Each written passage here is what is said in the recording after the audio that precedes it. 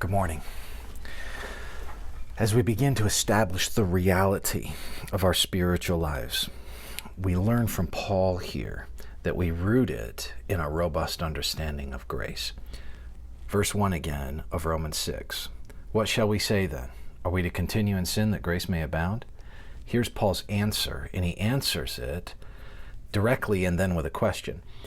By no means. In Greek, it's meganoito. Some translate this as God forbid it.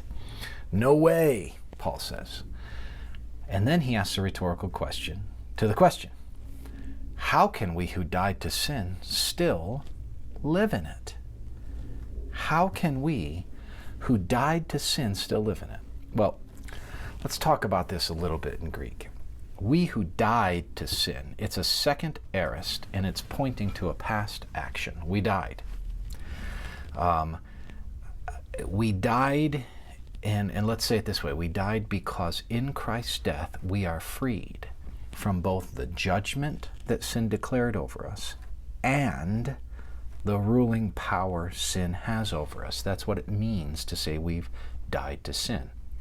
We've died both regarding its judgment over us and its present power over us.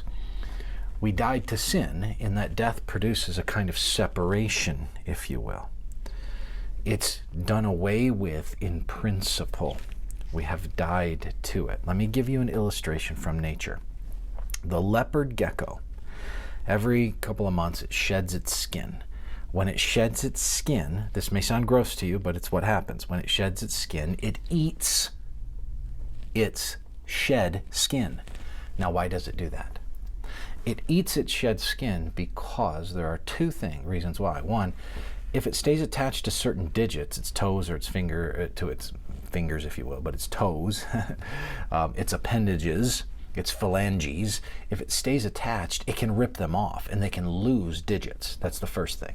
The second thing is, if it leaves its shed skin and that shed skin is in any proximity to where it is, its predators can come, see its shed skin and know that it's in its proximity, sniff it out and kill it. It is a mechanism both to protect it from future harm and a mechanism to keep it from being devoured by an enemy.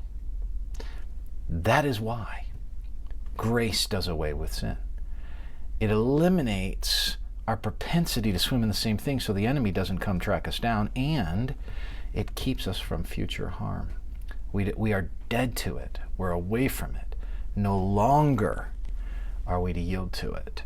So are we to continue in sin that grace may abound? No, because we died to it. We got separated from it, and that is where the cross starts our real journey with Jesus. May the Lord inform you, encourage, and bless you with that thought today.